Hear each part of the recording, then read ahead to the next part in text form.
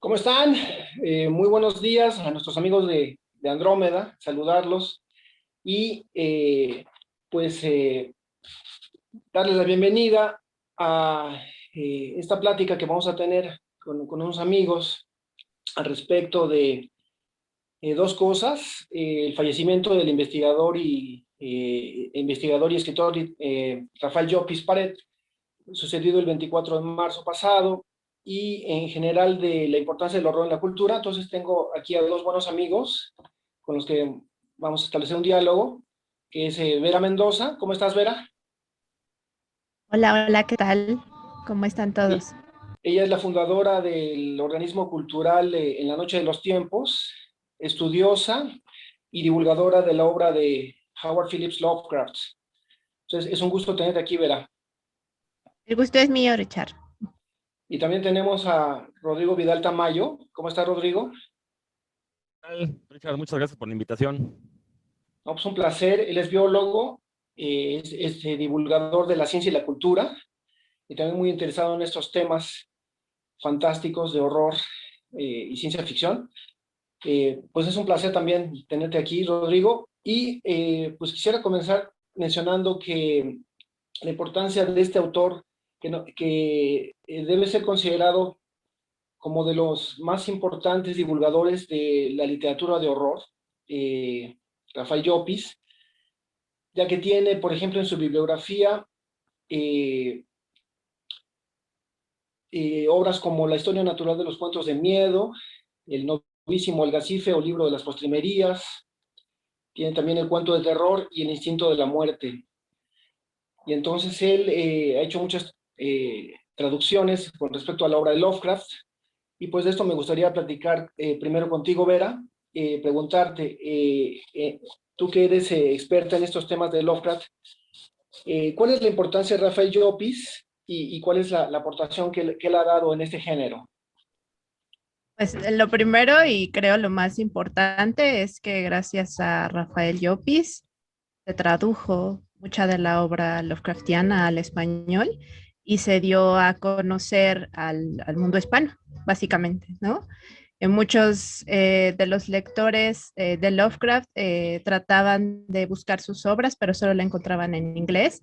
Y una vez que se hicieron todas estas ediciones, y aparte de la traducción y aparte del trabajo que hizo al compilar toda la obra Lovecraftiana, hizo los prólogos y una importante investigación para adentrarnos al mundo Lovecraftiano, no solamente la obra en sí, sino Yopis lo que nos hizo fue casi casi llevarnos de la mano, ¿no? E irnos así como niños chiquitos a lo largo de esta obra, y creo que eso es lo primero y lo primordial que hay que agradecerle a Yopis en este sentido.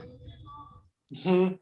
Podríamos considerar que no hubiera llegado al mundo del habla hispana Lovecraft tan accesiblemente si no hubiera sido por él, por Rafael Llopis. Claro, digo, probablemente hubiera llegado alguien más, ¿no? Pero pues él fue el que se animó y dijo, bueno, yo creo que vio el potencial y pues realmente fue algo importante porque pues eh, casi todos, o puedo decir que la mayoría de las personas de cierta edad, de cierto rango de edades, conocieron a Lovecraft precisamente por los cuentos de Alianza, porque era lo accesible en ese momento, ¿no? Ahorita ya hay un montón de ediciones y un montón de lugares en donde podemos encontrar a Lovecraft en español, pero en ese momento pues era lo único. Entonces sí, o sea, probablemente hubiera llegado alguien más, pero pues él lo hizo primero y aparte, como digo, nos llevó de la mano, ¿no? Porque no solamente compiló, sino lo acomodó de tal manera que para el lector era más fácil leerlo, porque de repente encuentras algunas antologías, algunas compilaciones que pues agarran como de todo, ¿no? Y a lo Ujú. que hizo, a mi parecer, ¿no? Fue que como que ordenó un poco, ¿no? Los cuentos para que fueran más accesibles al público. Claro, definitivamente. En el caso de la traducción, me gustaría tocar este tema un poco. ¿Qué tanta importancia tiene un traductor? Por ejemplo, hablaríamos de de que esto de los autores anglosajones, del horror, por ejemplo, Poe, pues fue rescatado prácticamente, ¿no? Pero en Francia, fue rescatado, me parece que por Charles Baudelaire fue el que lo rescató y el que dio a conocer su obra en Francia, y de ahí ya se comenzó a considerar ya a nivel mundial. Y bueno, tal vez no sea exactamente lo que ocurrió aquí con Lovecraft y Llopis, porque evidentemente que sí, era conocido, era mucho más conocido Lovecraft en Estados Unidos, ¿no? Pero en el mundo de habla hispana, estas traducciones, yo creo que la importancia del traductor es fundamental. ¿Tú qué opinas, Rodrigo? Bueno, a ver, nada más me voy a regresar tantito. Creo que el papel de Llopis, Ujú. yo creo que Lovecraft ya había llegado a Latinoamérica antes de que Llopis sacara sus famosas antologías de Alianza. Llegó a Ok. través de estas publicaciones pulp. Por ejemplo, aquí en México, todavía con un poco de suerte se topa unos libritos que parecen revistas gordas de Ujú. antologías de terror, donde ya se encontraba H.P. Lovecraft. Por ejemplo, en México se hace la primera adaptación al cine de una obra de Lovecraft con La mano del muerto. Hasta donde Ah, se sabe es la primera adaptación que se ha hecho al cine. Adapta de manera muy libre el caso de Charles Dexter Ward. Es decir, ya era conocido. Incluso este Minotauro también ya había sacado una compilación llamada El color que cayó del espacio. También la sacó en los años 60. Entonces, ok. o sea, ya había llegado. A mí me parece que Jopis tiene mayor impacto por dos razones. Uno, porque Alianza publicó continuamente sus obras desde los años 70 hasta ahora todavía. Ha editado continuamente la obra de Lovecraft, ¿no? Entonces, y obviamente esas antologías fueron editadas por Rafael Llopis, traducidas en algunos casos, en la mayoría de los cuentos. Pero creo que a mí lo que me parece, creo que su impacto en cuanto a Lovecraft, y es lo que lo pone como el introductor de Lovecraft a la lengua española, son precisamente, como decía Vera, estos prólogos que le ponen a las antologías, porque en estos prólogos él contextualiza muy bien la obra, nos explica a los lectores qué es lo que vamos a leer. A Mm, mí lo que me parece más valioso de estas antologías son esos prólogos, porque aparte muchos de estos, pues no sé si llamarles mitos que tenemos alrededor de la figura de Lovecraft, del Necronomicon, Llopis los metió en sus introducciones. Ahora, yo me he dado la tarea de buscar algunos de los datos que él incluye y no he encontrado fuentes. Yo no sé si Llopis ahí se haya inventado algunas cosas, no estoy eh, afirmando nada, simplemente me da curiosidad. Por ejemplo, esta idea de que en la Biblioteca de Buenos Aires algún gracioso, hay quienes se lo adjudican a Borges, metió la ficha del Necronomicon en los catálogos de la biblioteca. Eso nada más ok. lo cuenta Llopis, no hay otra fuente, la fuente es Llopis únicamente, ¿no? Entonces, está chistoso, ¿no? Pues sí, sí, se presta a suspicacias. Pero bueno, haciendo a un lado las historias, las anécdotas románticas de lo que plantea Llopis en sus textos, o sea, esta contextualización que hace del autor, esta explicación que le da, la verdad es que, pues sí, creo que ahí radica el punto fuerte de Llopis y es la razón por la que a muchos nos gustan sus antologías. En cuanto a la traducción, bueno, pues ya se le ha criticado que de repente se tomaba algunas licencias, quizás para que sonara mejor en español, pero a final de cuentas hay que recordar que la traducción no es una ciencia exacta, la traducción Ujú. está más cercano a algo similar al arte, pues, o sea, depende mucho de la sensibilidad del traductor, depende mucho de la sensibilidad del lector.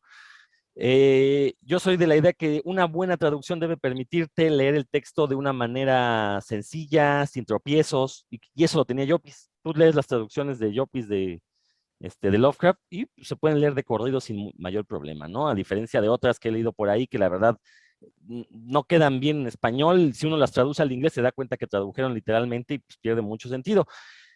Ahora, lo cierto es que ningún traductor de Lovecraft está libre de pecado. Estas famosas ediciones de Valdemar tan caras, que todo el mundo las considera el santo real, también ya se descubrió que tenían errores de traducción. Y ahí fue peor porque creo que fue en la antología de Más allá de los eones. El traductor no solo tradujo mal, sino que le metía de su cosecha, o sea, eran cuentos totalmente diferentes a la versión original, ¿no? Ya Valdemar lo descubrió, eliminó esas traducciones y ya pusieron unas nuevas que se supone que están mejor, ¿no? Entonces, eh, creo que la traducción, creo que podrán ser bastante competentes. pero insisto, el punto fuerte de las ediciones de Alianza, y es la razón por la que vale la pena tenerlas, son estos prólogos de Rafael Llopis, donde la verdad yo no he encontrado a otro autor que de manera tan clara y precisa nos explique en qué consistía la literatura Lovecraftiana y en qué consistían este constructo llamado los mitos de Tulu.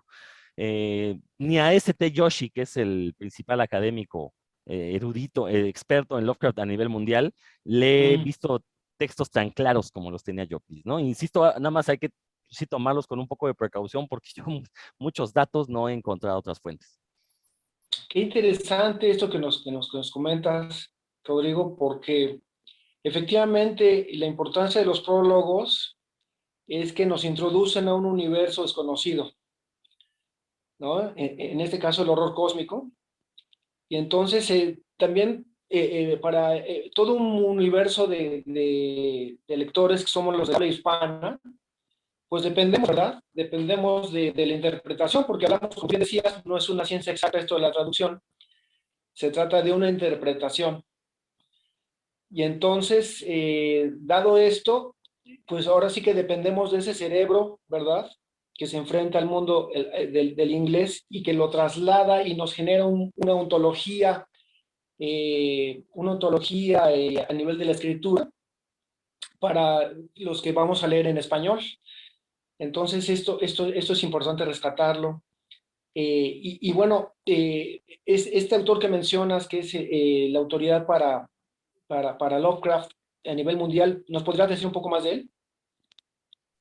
Bueno, este Yoshi es un académico estadounidense. Tiene, hijo, no te sabré decir el dato exacto, pero tiene infinidad de libros dedicados a Lovecraft, tanto a su vida como a su obra, como se ha dado a antologar cuentos de horror cósmico contemporáneos.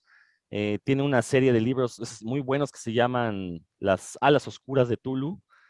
Son, si mal no estoy, hasta ahorita van 6 tomos, insisto, es horror cósmico contemporáneo.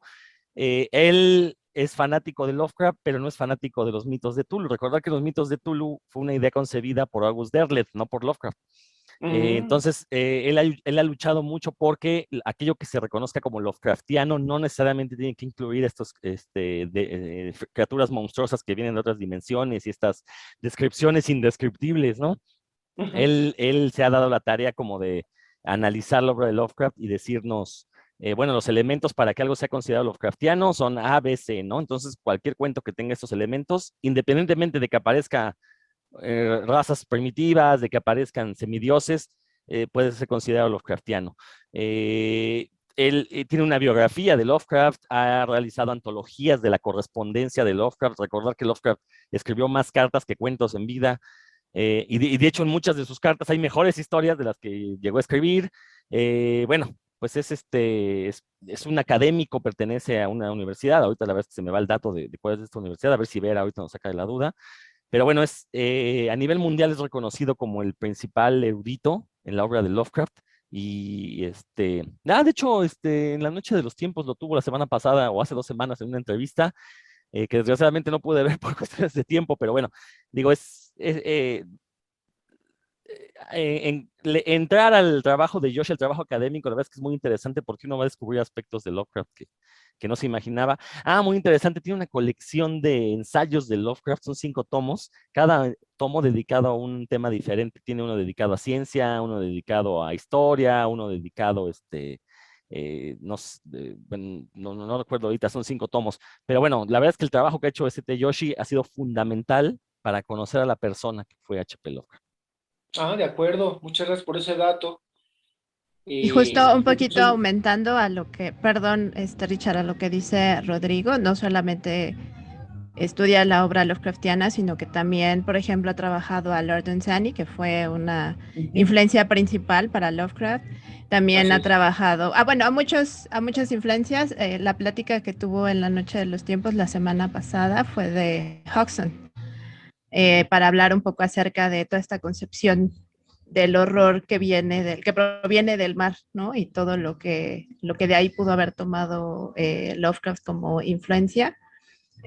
También, por ejemplo, es muy fanático de Hodgson, de muchos otros autores, no solamente de Lovecraft. Y lo que bien dice Rodrigo, trata de separar un poquito esta idea, ¿no? Que tanto se empeñó Derleth en unir, ¿no? Y justo también algo de lo que les iba a comentar es que yo un día fui a una librería de viejo y encontré un número de una revista que se llamaba Ciencia y Fantasía, que era de los 50 y en este número venía la lámpara de Azrael, ¿no? Que es una supuesta, ¿no? Colaboración entre Lovecraft y Derleth. Entonces, había como mucho esta idea, ¿no? De Derleth ahí presente en la obra Lovecraftiana, que justo es lo que Yoshi intentaba o intentó, ¿no? Y en mucho de su obra ha separado muy bien. Entonces, sí, o sea, Yoshi es una autoridad en el mundo Lovecraftiano, pero como bien también lo menciona Rodrigo, eh, era lo que les decía, llevarnos de la mano a través del mundo Lovecraftiano. Yo no creo, tampoco he leído ningún otro prologador que haga eso, tan bien como Yopis. De Entonces creo acuerdo, que eso justo es lo importante. eso es. Y bueno, Vera, ¿tú has leído a Lovecraft en inglés? Sí, sí, lo he tenido que leer para mi proyecto de conciencia Lovecraftiana y es una experiencia diferente a leerlo en español, muy diferente. A eso iba, porque ahora hablando de las interpretaciones de los traductores, ¿qué tanto perdemos de Lovecraft traducido y qué tanto ganamos gracias, por ejemplo, a traductores como Llopis? ¿Qué nos puedes decir de eso?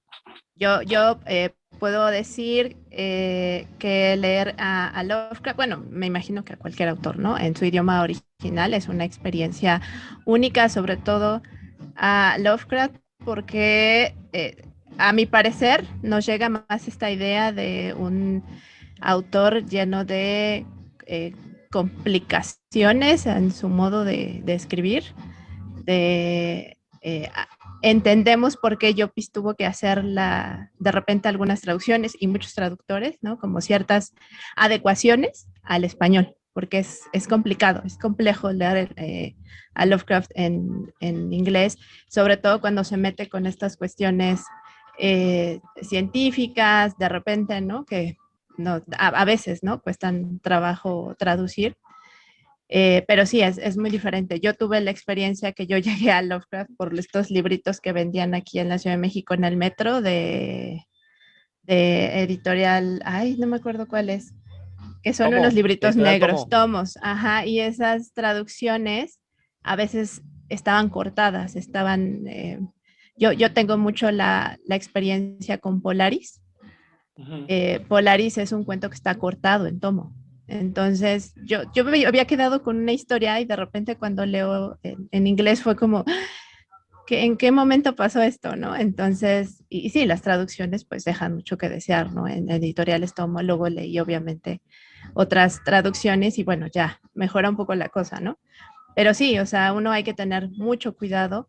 Si uno no maneja, ¿no? Desafortunadamente, bueno, el inglés puede ser un poco más accesible para muchas personas, pero si uno no maneja el idioma en el cual escribe el autor, pues es complicado, ¿no? Entonces sí, sí hay que atenerse mucho a las traducciones, pero sí a mi parecer, es una experiencia completamente diferente. No sé, Rodrigo, ¿qué experiencia ha tenido al leer a Lovecraft en inglés? Me van a matar, no, yo no lo he leído en inglés por una cuestión de desidia. Tengo ahí el tomo con las obras completas, la narrativa completa en inglés, que me costó aparte baratísimo. Pero el problema es que yo tengo un problema. Si ya leí algo, es muy difícil que yo regrese porque prefiero ocupar mi tiempo en leer algo nuevo, algo que no conozca. Algún día dije, seguramente algún día voy a tener mucho tiempo para leer y ahí abordaré las obras en inglés. Lo que sí, no, de hecho, ahorita ya recordé, sí he leído un par de cuentos en inglés que en su momento no estaban traducidos al español, por ejemplo, el de la Dulce Ermengarde, que al menos yo no lo había conseguido en español, entonces lo leí en inglés. Digo, sí es complicado porque hay que recordar que Lovecraft pues amaba el pasado, entonces su prosa pues intenta recuperar el vocabulario del inglés antiguo, digo antiguo no el medieval, ¿no? Pero bueno, de 1 o 2 siglos atrás. Entonces de repente pues sí, puede ser problemático porque se ocupan unas palabras aparte muy domingueras, ¿no? Entonces, es como leer a Sor Juana Inés de la Cruz, ¿no? O sea, pues sí, escribe en español, pero pues, es un vocabulario muy, muy, diferente al que estamos acostumbrados, ¿no? Entonces, ese es un gran problema. Perdón, mira, creo que esos libritos negros no son tomo, creo que todavía fueron EDAF, cuando EDAF se abarató. Recordar Ujú. que Editorial EDAF, cuando llega a México, son ediciones españolas carísimas que se vendían diciendo que eran los manuscritos originales, y sí hay algunas diferencias entre los textos de EDAF y otras editoriales, pero luego sacaron, dividieron los grandes libros que tenían en varios tomitos, que a mí me parece una de las mejores cosas que le pudo suceder a Lovecraft en México, es que llegaran y los vendían en el metro en 20 pesos. O sea, gracias a eso, Lovecraft se masificó, se volvió popular y permitió que surgieran muchísimas ediciones, que hay que recordar también que la obra de Lovecraft ya está libre de derechos, entonces cualquiera puede publicar los libros que quiera de Lovecraft, ¿no? Y hay un área de oportunidad para sacar buenas traducciones, que esas sí se tendrían que pagar y esas sí generarían derechos, pero por lo menos la obra original no, ¿no? Pero entonces, sí, yo la verdad es que, y también hasta cierto punto me ha dado miedo leer a Lovecraft en inglés por lo mismo, ¿no? O sea, que a final de cuentas creo que el trabajo de traductores como Llopis, la gente que tradujo el material de DAF original, creo que sí hicieron un trabajo bastante decoroso porque sí lograban por lo menos conservar toda esta idea del terror cósmico que Lovecraft quería mostrarnos y sí se mantiene. Bueno, yo me hice fan de Lovecraft leyéndolo en español. Insisto, algún día lo leeré en inglés, ahí tengo el libro esperándome, entonces veremos qué sucede. Y Eso. ya chequé el dato, Rodrigo, si era tomo, porque Ah, ¿sí es tomo? Ah, ok. EDAF también tenía unas ediciones chiquitas, que Ujú. lo que a mí me parecía importante de esas ediciones es que tenían cuentos que no podías encontrar en ninguna otra editorial.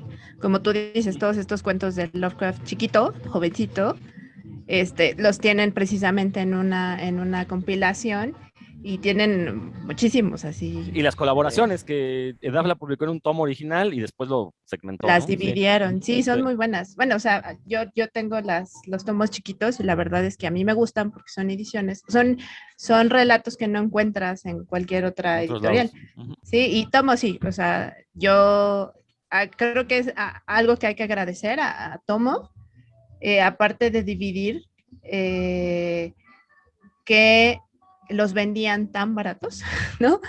Y Ujú. que aparte los encontrabas en cualquier lado. O sea, yo recuerdo que iba hace muchos años a las ferias del libro y estaban así las torres de los tomos de Lovecraft y se los compraban porque costaban precisamente 20, 25 pesos. O sea, ahorita creo que ya cuestan 40 o algo así, pero La inflación. sí, pero son diferentes. Los de Tomo son los que vendían en el metro y los de DAF fueron otras ediciones. Pero sí, lo importante es eso, justo que encontrabas relatos que no habían en otras editoriales y en otras, y ni siquiera estaban traducidos. Yo tengo precisamente esos de que Lovecraft escribió cuando estaba chiquito y todas las colaboraciones y son muy, muy interesantes, la verdad. De acuerdo.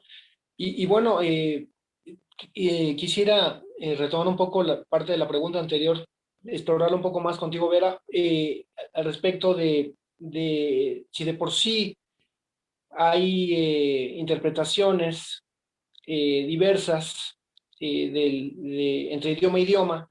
Ahora, yéndonos a Lovecraft, pues todavía más difícil porque está generando mundos inefables. O sea, estamos hablando de que nos está describiendo realidades cósmicas, ¿verdad?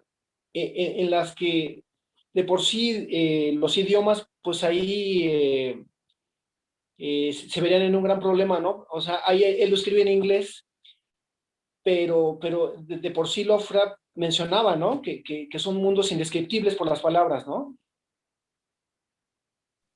Sí, justo era lo que mencionaba hace rato, o sea, aparte de que usaba un vocabulario complejo para describir, Uh -huh, lo uh que -huh. describía era complejo, ¿no? Entonces, me Ajá, imagino que el labor de traductor era así titánico, ¿no? Enfrentarse a un texto de Lovecraft para poder traducirlo y que tuviera lógica y que tuviera sentido en otro idioma, ¿no? En cualquiera que fuera, ¿no? No solamente español. Entonces, sí, justo eso es a lo que uno se enfrenta, creo, cuando lea Lovecraft, que es, aparte del idioma que utiliza, que es complejo, entender lo que está tratando de describir, ¿no?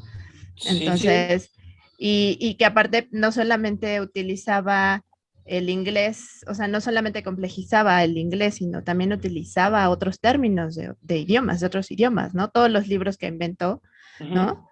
Que algunos eran en alemán o que eran en otro idioma, ¿no? Entonces, de repente meter ese lenguaje, ¿no? O que inventaba lenguaje y todo eso complejizaba aún más, ¿no? La labor de lectura. Entonces, sí, yo creo que es muy importante la labor que han hecho todos los traductores, eh, precisamente por esta razón. De acuerdo. Y pues bueno, también quiero mencionar que yo siendo un neófito al respecto de la obra de Lovecraft, pero trato de estudiarlo y de introducirme cada vez más, entonces al mundo del horror, ¿no? En general también, quiero pues darle mi reconocimiento a Rafael Llopis porque si tengo un guía que me está llevando de la mano hacia ese mundo, es él, a través de su obra, La historia natural de los cuentos de miedo, ¿no? Tengo que decir que llevo un año leyéndolo y voy minuciosamente estudiando sus capítulos y voy apenas un poquito más allá de tres cuartas partes del libro, ¿eh? O sea, realmente lo estoy asimilando, lo estoy paladeando como un buen vino. Es una gran obra y la verdad es que la recomiendo mucho para los que quieren introducirse al género, ¿sí? Del horror en la literatura.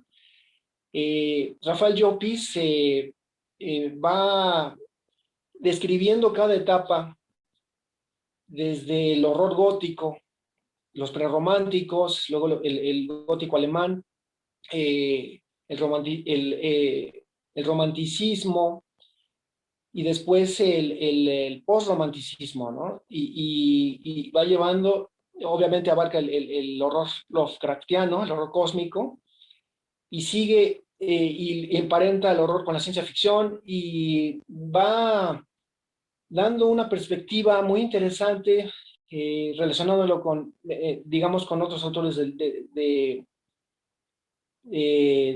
otros géneros, como ya decía yo, que es ciencia ficción, y va dando una perspectiva, su propia perspectiva con respecto a lo que es el horror, ¿no? Que a mí me parece muy atractiva. Y, bueno, pues yo tengo que mencionar que estoy muy agradecido. Siento que esto es una obra para los que nos gusta este género, es una obra ineludible, ¿no? Entonces ahí va esta recomendación mía. Y bueno, esto me lleva también a preguntarles al respecto del horror en la cultura. Eh, para ti, Rodrigo, ¿qué importancia tiene el horror en la cultura? Ah, es una pregunta tramposa esa, ¿eh? ¿Por qué? ¿Por qué? ¿Por qué? No, digo, porque creo que nadie en su sano juicio diría, ay, tengo muchas ganas de espantarme, ¿no? A ver, yo no me imagino a nuestros ancestros cavernícolas, que ni eran cavernícolas, pero no me los imagino, oye, vamos, al bosque a perdernos, a pasar hambre y a ver si alguna bestia nos devora, ¿no? A ver qué se siente, ¿no? La emoción.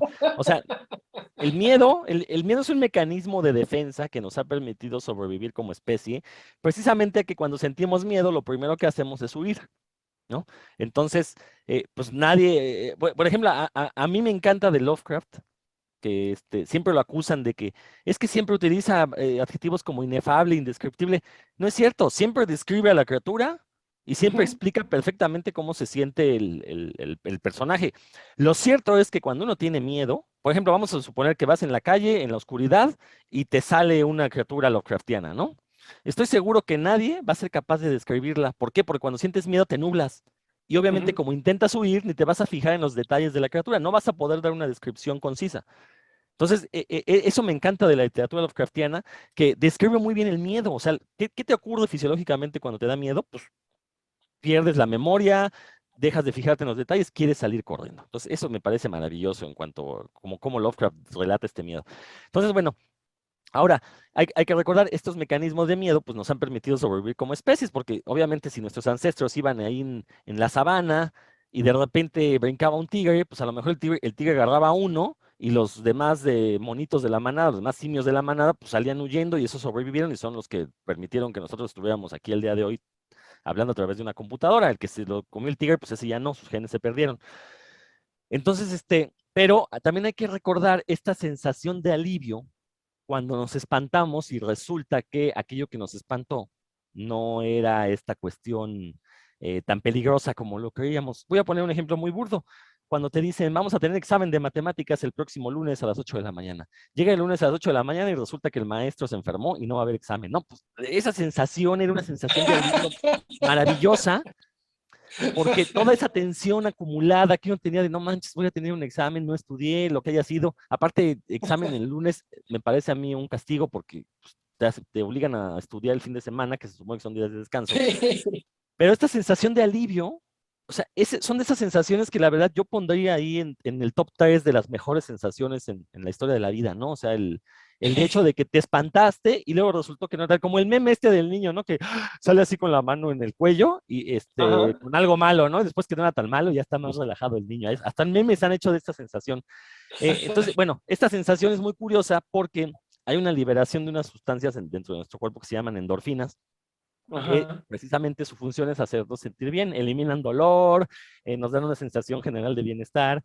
Y precisamente cuando leemos, cuando nos espantamos y después descubrimos que esto que nos generó miedo, pues era una tontería, pues ahí entra una liberación de endorfinas para bajarnos, para calmarnos, para contrarrestar la adrenalina que de inicio liberamos para intentar huir. Entonces, es una sensación muy agradable y es una sensación que bioquímicamente es muy similar a tener sexo. Ok. Entonces, ahí viene nuestra adicción a querer espantarnos, porque cuando nos Mm. espantamos conscientemente, ya sea leyendo un cuento de terror, viendo una película, reuniéndonos a la luz de las velas en una mansión a finales del siglo XIX con unos amigos, porque hay una tormenta y nos ponemos a hacer un concurso a ver quién escribe la mejor historia de terror en un ambiente controlado, pues sabemos que vamos a liberar estas endorfinas, ¿no? Entonces, y estas endorfinas son adictivas, entonces buscamos constantemente estarlas generando. Entonces yo creo que la importancia del horror en la cultura viene precisamente de esta necesidad, de esta adicción a las endorfinas. ¿Qué mejor forma de horror controlado que es yo agarro un libro, agarro un cuento, me pongo a leerlo, voy a mi ritmo, voy yo imaginándome las sensaciones que el autor me está describiendo, me va a meter ahí un sustito, obviamente yo sé que estoy en un ambiente controlado, si el susto pasa a mayores, cierro el cuento y lo tomo después, pero si no me sigo y mi cuerpo entonces va a tener esta mezcla de estos subidones de químicos que son idénticos a los subidones cuando te metes sustancias ilegales. Vas a tener adrenalina, vas a tener endorfinas, vas a generar un montón de neurotransmisores que te van a generar diferentes sensaciones, todas ellas agradables. Entonces yo creo que por eso es que el horror se ha vuelto uno de los géneros más populares e importantes en todo el arte, ¿no? A lo largo de la historia de la humanidad. Lo que no me logro explicar es por qué constantemente ha sido censurado.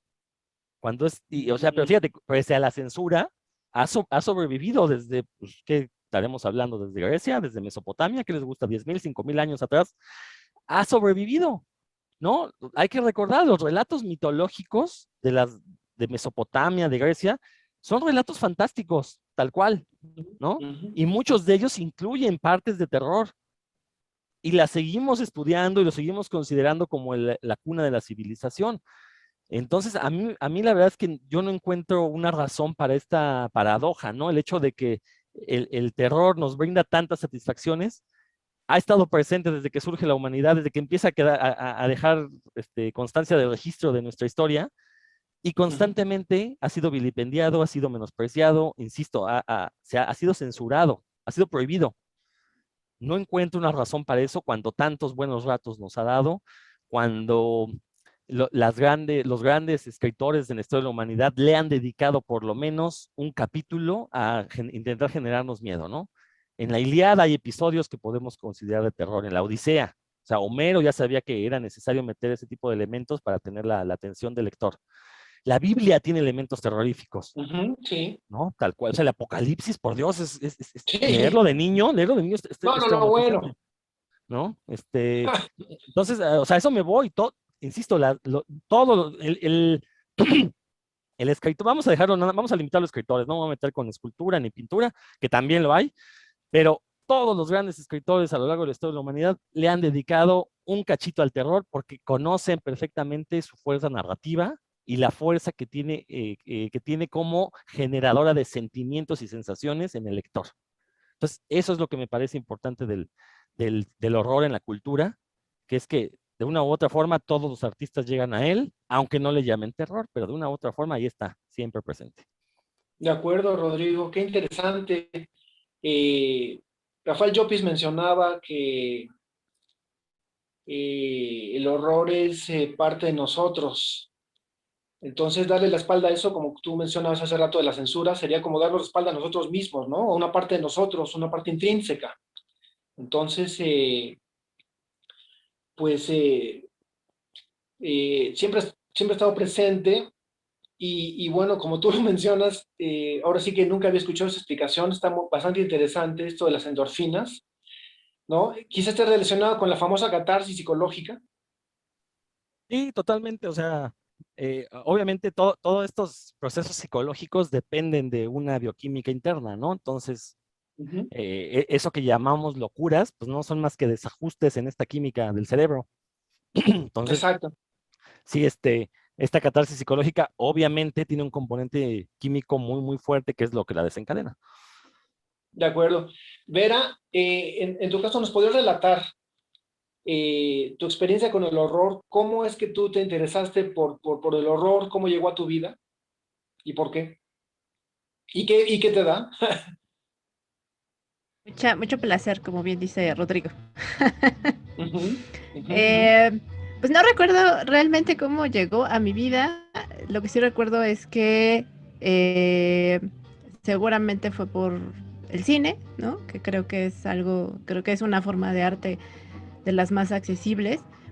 Y como bien dice Rodrigo, creo que esta sensación, esta cascada, ¿no? De sustancias que se generan en el cerebro es como un enganche para entrar a este mundo del horror, como bien dicen, para este mundo de las drogas, que es el horror, porque te quedas ahí, ¿no? O sea, yo he sido fanática del horror desde muy chiquita, desde hace más de 20 años, yo creo, y no Ujú, creo que lo vaya a dejar en algún momento, ¿no? O sea, mucha gente de repente me dice, ay, es que a mí me da miedo y yo no veo películas de horror ni nada, ¿no?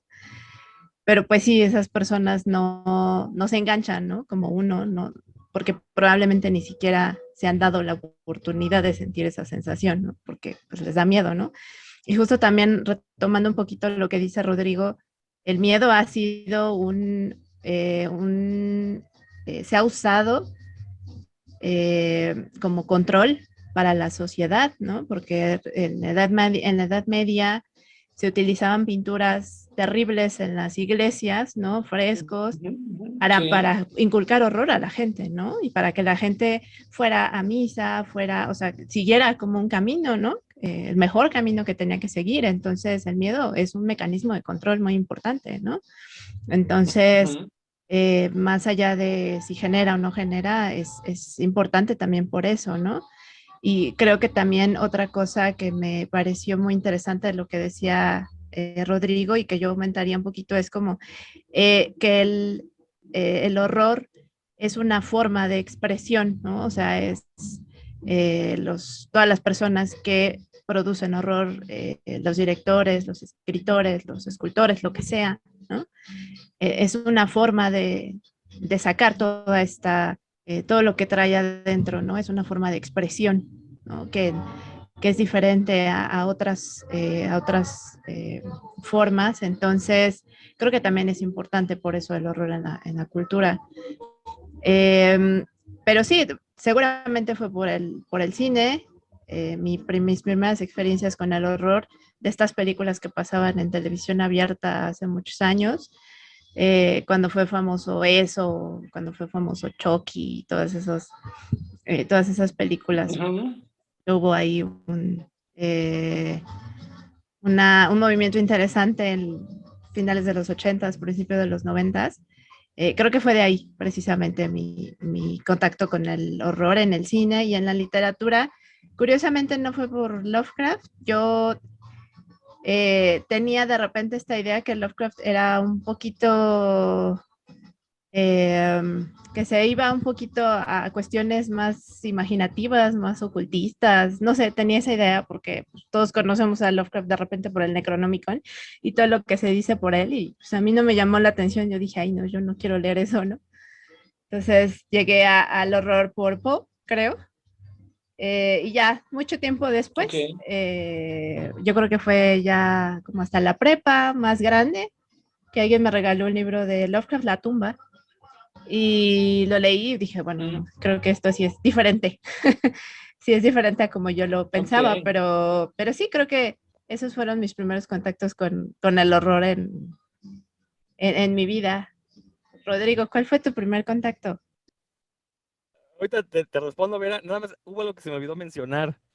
¿Cuál es el primer sentimiento que sentimos al llegar a este mundo, al nacer? Es miedo. Un bebé llora Ujú, porque sale de ujú, estar en un medio cómodo, húmedo, calientito, sale, ujú. bueno, y oscuro, y sale a un medio donde la luz lo deja ciego, donde tiene que respirar, tiene que jalar aire, y lo primero que hacemos es gritar porque estamos sintiendo miedo. Lovecraft lo resumió perfectamente en una frase. La sensación más antigua y más profunda de la humanidad es el miedo. Y el mayor de los miedos es el miedo a lo Ajá. desconocido, ¿no? O sea, y es eso, cuando nacemos lo primero que sentimos es miedo.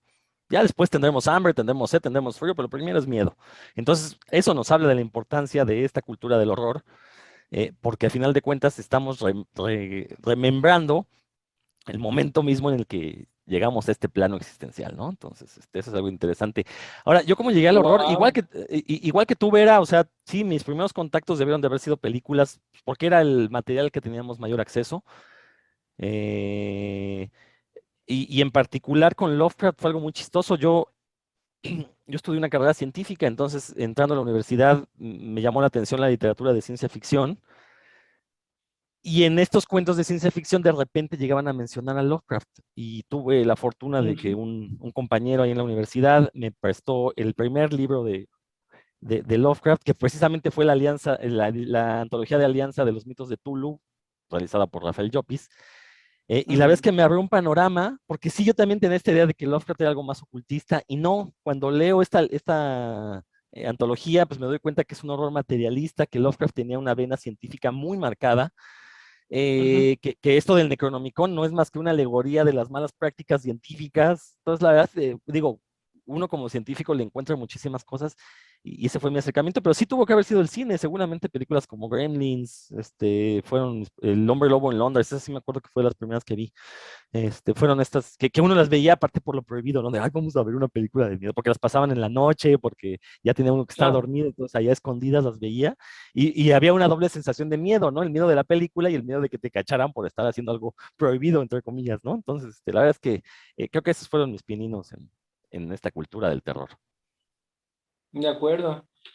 Pues sí, estamos de acuerdo entonces en que es una parte muy importante de la cultura y que no le podemos dar la espalda del todo. Hasta los más escépticos, ¿verdad? Tienen sus ratos de miedo, ¿no? Hay una frase que me encantó que también aparece en el libro de Llopis, dice, le preguntaron a una señora, a una cortesana francesa, ¿no? ¿Y usted cree en fantasmas? Ella le dijo, no, pero me da miedo.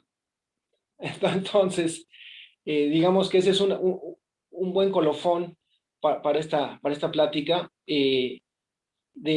acerca de la aportación del horror en la cultura y uno de sus principales vehículos con respecto a la obra Lovecraftiana, pues Rafael Llopis.